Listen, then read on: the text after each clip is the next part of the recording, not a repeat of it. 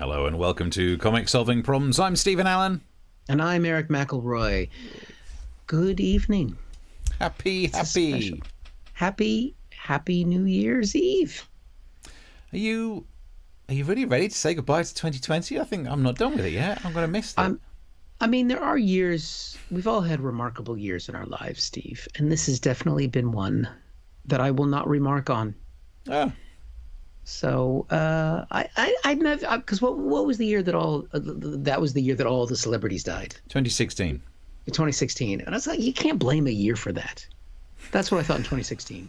But then again, 2016 was also Brexit and Trump getting elected, and then the celebrities dying, and now 2020, everyone's dying.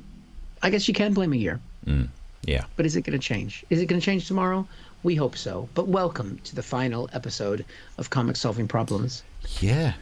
In 2020, I should add that to that caveat, not just the final episode ever, because obviously we started the show in quarantine and we're ending it in quarantine. But we're not rebranding again. Because it takes too much effort to change the pissy little logos. Oh God, that was a hassle. There's still one of the logos on my YouTube channel. I still haven't changed it yet. Anyway, so yes, this is a show where normally comics solve problems. We spent the last 9 months since April when we started the show through 70 odd episodes, solving all of the problems that are there in the world, and we can say without any question that we haven't really improved anything, but hopefully we've made you smile at times. So we thought today, with the last show of the year, that we would have a look back at some of our favorite stories. And as always, before we get too far, please subscribe to the channel. If you're enjoying what we've done or what we have done in the past, you can buy us a drink. Obviously not in person because, get away from me. You're riddled with disease. But in general, in a virtual sense, you can buy us a drink, and we appreciate that. And we like people watching. But yeah, I think we've covered pretty much everything. But we thought we'd look back at some of our favorite stories. Yeah. I think you go first, Steve. Sure? I would like to. Look, I totally wish to agree with everything Eric said. Thank you. Send some money at the bottom. And also the reason we're not going to meet anyone, even though this is effectively our New Year's Eve party, but you can't meet people. In fact, it wasn't that long ago that Nicola Sturgeon said that if you are meeting up with anyone over the festive period, that you should act as if you have coronavirus. Yeah. So over Christmas, I spent all that time coughing, pretending to be way too hot, and then requesting a ventilator. So maybe I misunderstood. But that's why this is our virtual party. So hopefully, look, crack open a drink while we talk about some of our favourite stories. Yeah. Hopefully it's enjoyable. Also, as a little side note, halfway through the series, I managed to work out that my dark jacket's blended in too much with my chair. And I didn't realise if I'm wearing this one, same flipping problem. I changed the colour on the chair, and now I've got the same... All right, get me disappeared. Double shoulders. So one of the things I just like, we've covered loads of stories, and one that I'd forgotten, so I thought I'd bring it up here. Do you remember when people were like tipping over statues? Oh my days, that was so cool. Yeah, and actually we can do an update now, because back then, if you go and find episode flipping 15 or whatever it was, it was down in Bristol. Someone knocked over a statue, tipped it in the drink. Someone's been charged over that now. My theory back then was like, what difference is it going to make? Why charge people? I suppose someone needs to be arrested or cautioned for it or something. I thought people should have been charged for littering, because I'm all in favour of knocking down statues we don't like. I'm not in favour of littering. No. Bad. But it was interesting times. And I think it's really interesting that if you could name any statues, then maybe that statue shouldn't be knocked down. Because honestly, most of these people who've had statues made to them, I have no flipping clue who they are, and my life will not be altered if we get rid of people who just, you were lucky and got born into the right family. Yeah, I mean, the thing with the statue is I can see why they dumped it in the river and did other things with them and didn't know what to do with them. And you say that, they were throwing them away, but which bin do they go in? Yeah. I mean, you'd have to know the metallurgy of the statue. Is it bronze? Is it copper? Where does that go? That is difficult. Yeah. Can't be just normal recycling. You've got to sympathize. And you're in the heat of a riot. It's very difficult to make those kind of decisions, and you don't want to be... I mean, these are usually probably environmentalists as well, so they're going to care that they go in the right bin.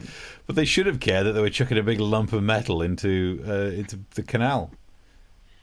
Because that's going to be, if it's, well, there's a chance that it had heavy metals in it. That's not going to be good for anyone drinking or fishing in it or whatever the hell. Definitely had asbestos. But yeah. No question. It never burnt down, so probably. Yeah. I would say the only statue that shouldn't be knocked down, because in general, I don't care about statues. I'm not a statue fan. Who gives a That's my goal at the end of all this. I want a statue of us. But then just make one. That's the thing. It's all about who has enough money to buy yourself the status to have a statue. And most of the names of the people who have statues I don't care about, other than it is true to say Eric Morecambe has a statue in the town of Morecambe. Yep. Leave that one alone. Because that was a working class, you know what I'm like, that's a working class bloke. If it's a working class person who managed to get a statue about them, we'll keep it. Posh people, they had enough going on. Yeah, and he's named Eric. So you like it. Just saying. Yeah. And he changed his name to Morecambe, his stage name, because of Morecambe, so they like it. Yeah. Beautiful. So, I'd say one of my favorite running things that we had through the show, that was more season 1 than series 2, or season. Carefully, because if you get it wrong, you'll half say Siri and your phone is going to wake up. Was the American tea lady who finally taught British people how to make a proper cup of tea. Look, there are many things wrong with TikTok. It's potentially giving information to the Chinese government. There's issues about whether young people are getting access to it. But I think the worst thing is that woman ruining the British cup of tea. How dare she? What? How did she ruin it? She taught you how to use a microwave properly. A microwave. Why are you using these kettles? She used the microwave. Why are you using a kettle? We don't use kettles in America. Yeah, but you do use guns. I don't know how you think you're winning an argument with any of these points. That is another way to heat up the water. Which is, it's the opposite, because you get the gun out and go, freeze! Oh. But it's a joke. Look at that. We're only 9 minutes in. We did a joke. It's a joke. No, because she was saying a spoonful of tang. No, that's not in tea. No. I mean, it was glorious. And she did some food, didn't she? What else did she do? She did. Did she ruin a cheese on toast or something? No, beans and British style. Eggs British. Did she do beans on toast or something? But she microwaved the. She didn't make toast first. She microwaved the bread. Yeah. Yeah. I'll be honest. Even for me, that was a step too far. And yet, she's bigger than either of us on TikTok. Yep, but she doesn't have the wonderful listeners and followers and viewers that we do, who love to support us so much. There you go. So that was one of my favorite stories of the year. That was definitely a benefit of lockdown. Was encountering her. Did you have any other? What else? My second one is a double whammy, because it's a mixture of two different stories, but effectively the same story. Okay. Dominic Cummings, Kay Burley. This originally Dominic Cummings, we're all told lockdown, don't go anywhere, whatever you do, don't go anywhere, and he's like, in fact, I can try, if I put my head nearer the camera and my body further away, so it looks like I've got a huge head. Oh, is that right? No, that's he's not Scottish, he's Geordie. Why, I bet I'm gonna go and have a little drive to Barnard Castle, you know.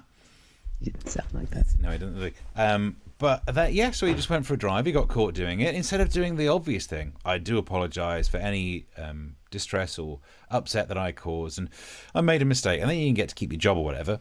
He kept his job by just thumbing his nose at the British people by, for some reason, having a fold-out table, a little fold-out chair, fold-out table, as if he was going to start selling weak orange drink on some summer fete, and just refused to apologise at his very late press conference. Why was it late? Because he probably went via Barnard Castle, the bastard.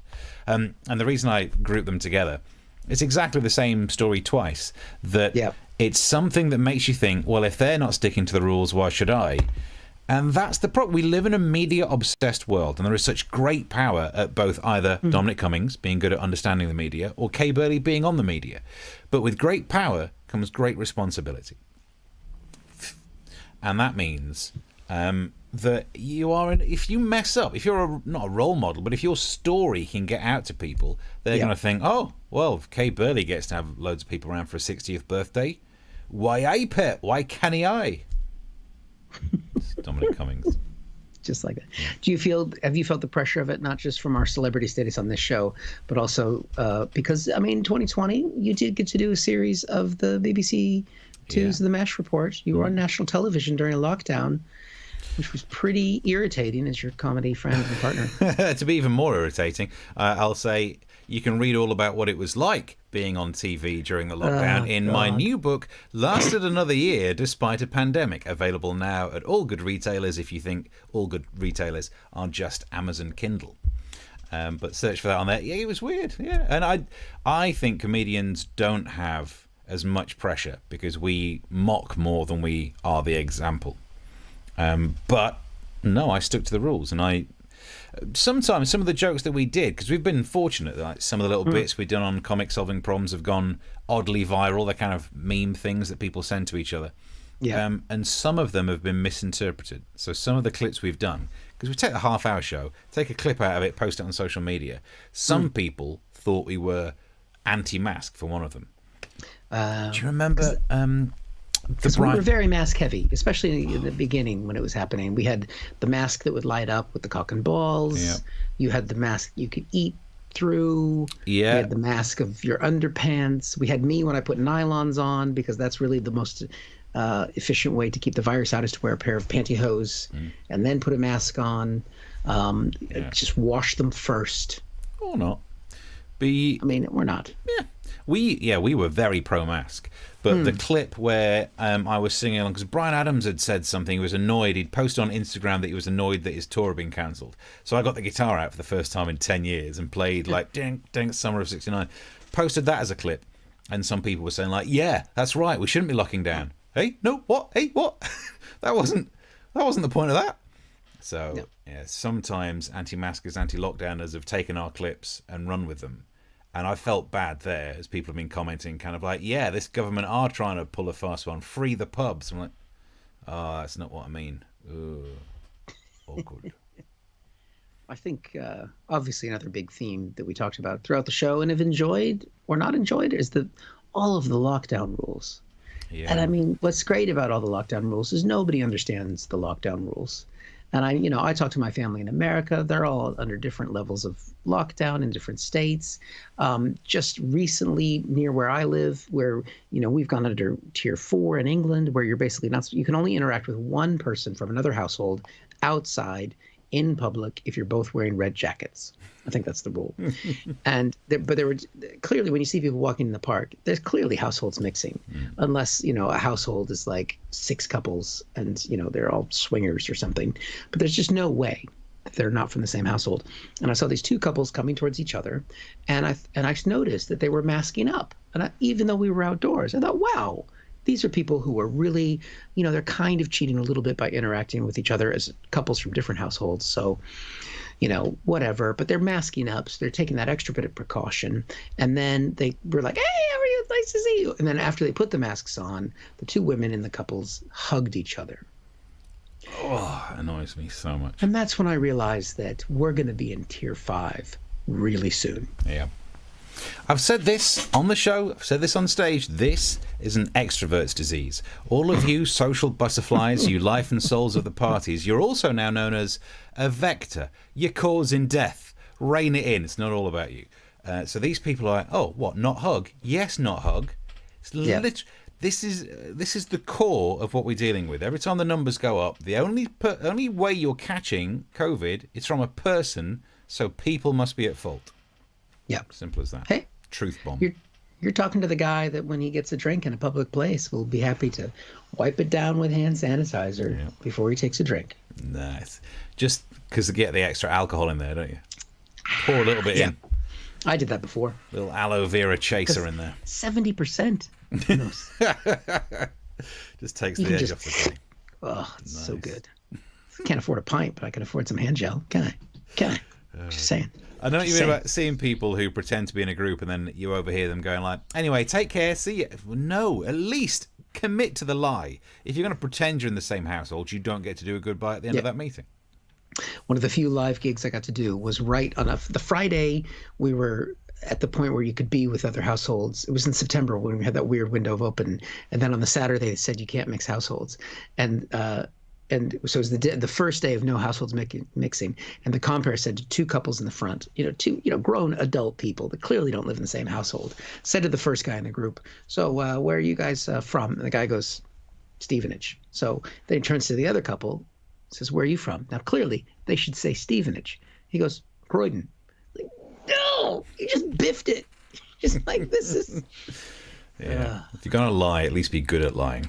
Just be good at lying. If you were better at lying, you would have never caught that virus. And now I'm not talking about COVID anymore. I'm talking about something that happened when I was in college. Yeah, good stuff. Another story that because we're doing our end of year, put money in the pot, doing our end of year, just thinking about stories we've enjoyed talking about during the year of doing shows. Four words. Again, another story that I'd forgotten we'd covered. Gone with the Wind. Remember that one? Oh, God. So vaguely. Gone with the Wind was taken off of a streaming network because it was problematic. Yes, of course. And again, if you go back and look at the clips, I edited myself into Gone with the Wind. And this was early on. This was series 1. So my ability to do... There was no green screen. I didn't know what green screen was. So I literally... took a picture of the back of my head and just cut out the shape of me and made it a transparent picture because I couldn't do green screen, but I could put that in there. But this was about, it being problematic. So streaming services took it down until they could put up a little warning label saying, trigger warning, there's going to be racist stuff in it. And then have other things. And, I think we both ended up talking about that on radio because of some of the radio work we do. Yeah. And it's actually, now I look back, it's becoming harder to really excuse. Like, either ban it because something shouldn't be seen, or just put it on and presume that we're grown-ups. But the idea of putting up like a warning saying, there might be some troubling issues, I was totally defending on radio for weeks, for months, and then The Crown happened. Some people got upset that it wasn't realistic, and the same people who were saying you definitely have to have a content warning about Gone with the Wind. No, you don't need to say that The Crown isn't entirely true. It's like, pick a side. I hate it when there's hypocrisy, and I ended up being one of those people, saying, you should definitely put a label on Gone with the Wind, and then thinking, well... it's a drama, The Crown. We shouldn't have to. Actually, they should put warning signs. If anyone wants a warning sign, put it on there. Put one on The Crown, knock yourself out. Have a good time. So would the warning sign on The Crown be that you should still love your children even if they're alleged to have been involved in sex trafficking? The nonce clause. Interesting. Yeah, nonce warning. I love that Tim Allen film. It's a good film. Could you imagine? How are we not making that as a spin-off for YouTube? Come and sit on my... Leave it, you nonce clause. 2021 coming to it'll be a live streaming service because we still won't be in cinemas by 2021. Have you seen Tenet? Did you get around to watching that? No, I have not yet seen it. All right, so that was the first film, the first cinema that was released in... No, the first film that was released in cinemas after the lockdown was Tenet. Yeah. I'd say watch it because no wonder cinemas have failed. The one chance they had to not show as a pile of shit, and they put that on there. It is wow. You don't normally swear on this show, so that's the most passionate I've seen you this year. Because it's a waste of my time watching that film. And I will watch bad films and at least enjoy. I mean, you gotta love bad film. It's filmed nicely. Every shot is beautifully put together. I can appreciate the direction. The story is just absolute pony. Absolute pony. Never heard that phrase before. You must have. You lived in the south of England. 20 years UK. Absolute pony, mate. Pony and crap, Cockney rhyme. That's what I love about living here. These little undiscovered gems. Yeah. 2020, you know what? Been a good year. Looking back, what's really gone that badly? It's been good times. So yeah, that was good. Gone with the Wind. Yeah, I'm trying to think what else I've enjoyed this year. I have to say, you talked about, putting yourself in the clip for Gone with the Wind. I think one of the highlights of the year, when I think about COVID, I think about Trump, I think about, the Brexit period ending and all that. I think watching you get creepier and creepier in the little video montages you do has been a real highlight for me. Yeah. It was never the intention. When we set out to do I would these... hope it wasn't the intention, because if you did, you're a sick puppy. I don't know how it ended up never like the pony. Was it the pony? How do I say that phrase? You never got yourself a pony? I missed... I think you have to use it in place of the word crap. Oh, right. That was really pony. Yep, there you go. Okay. It was...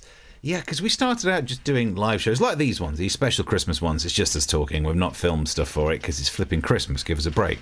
Or New Year now. Still give us a donation, but give us a break as well. But, yeah, just because we had, in the first lockdown, couldn't leave the flat, but had a phone. So just filmed loads of stuff. And then just got more and more into it. And I had no idea about how to film anything or edit anything. And now I've been doing this for so long. There are so many sketches where I'm acting...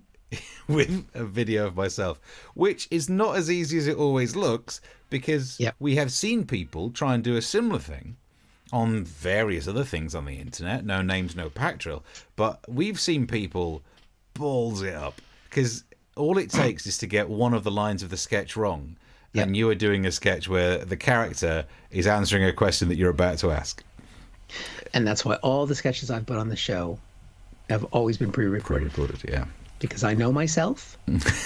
I know my skills. Yeah. Just saying. There's a Fry and Laurie sketch where they deliberately do that in a sketch where one of them gets one line ahead and it starts to be weird, like the hedge sketch, I think it's called. But they're doing it deliberately. Whereas if you try and do these acting with yourself sketches and it happens, you're just screwed. What can you do? Yeah. Just screwed. I'm glad you've enjoyed me getting... Maybe you're being a little bit gender-phobic there. The only reason that you're finding them creepy is that towards the later part of Series 2, I was playing more women. No, you as an alien was weird. 7 of you was weird. Female alien. All of it has been weird. It's been weird. 7 of me wasn't weird. You microwaved some shit, I believe. Yeah. There was a genuine point where my wife and I discussed the fact that you might not be well. I'm definitely not well. This has been a terrible year. It's taken its toll and I can feel it every day. But filmed a lot of it. And filmed a lot of it. And the bits I didn't film, I wrote about in my new book. Lasted another year despite a pandemic. You know, I started a podcast as well, but I don't go on about it. Yeah, plug it. You might as well. It's the end of the year. I think I can't. I lost track of time.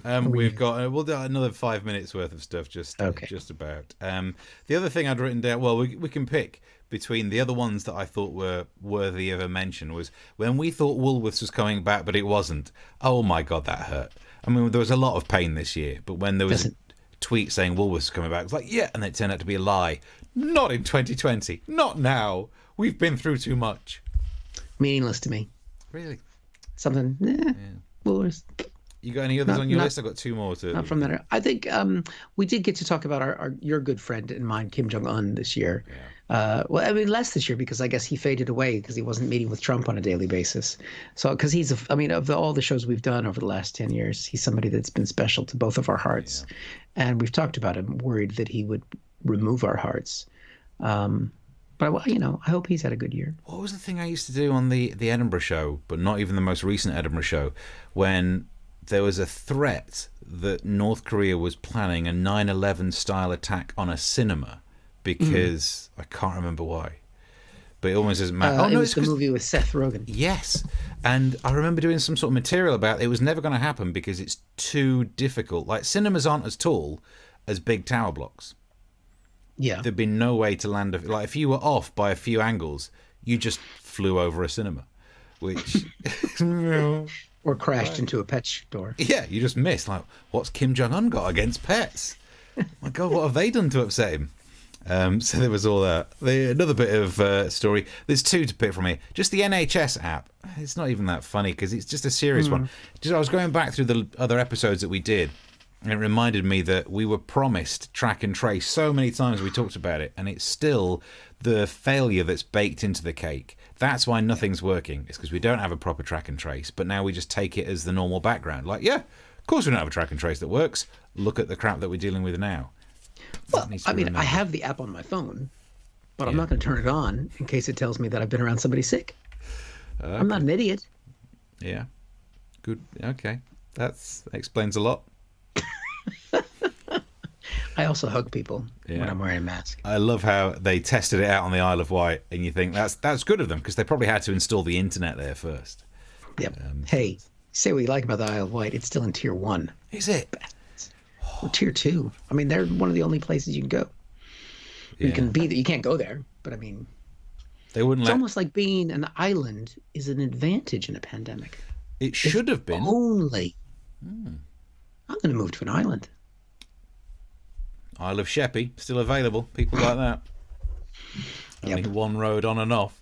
A couple of minutes left. The only other one I was going to mention is Dolly Parton, Save the World. She funded the... that's one of the creepy ones, actually. That was one of the big creepy ones when I did a Dolly Parton song. Yeah, Dolly Parton is a saint. There's no question. She's a beautiful, beautiful woman. And what's that quote from The Office where he says, you can't have the rainbow unless you have the rain? Dolly Parton, that. So she's a bit of a philosopher. And a lot of people thought she was just a big pair of tits. So I think the same quote really works now. Dolly Parton funded The Cure. A lot of people thought she was a big pair of tits. She always loved their music. We did that in a sketch as well. Do you remember the Russian one where they hacked in and downloaded The Cure? Yeah, it was there. It's all there, guys. You can watch all. So what people should be doing is they bring in 2021 is going back to the very first episode of back then Comics in Quarantine Solving Problems and just binge watch all of them, including the 4 hours we did for election night. It's truth. What a year it's been. So look, I think we've got like a minute left. Let's just say thank you for all of the watching, if you've done any of it, for sharing the clips, for chucking money in the pot, which has been very much appreciated. It's kept this going. Yeah. Should we do another year of it? Well, we're going to be in lockdown still. So what else have we got to do?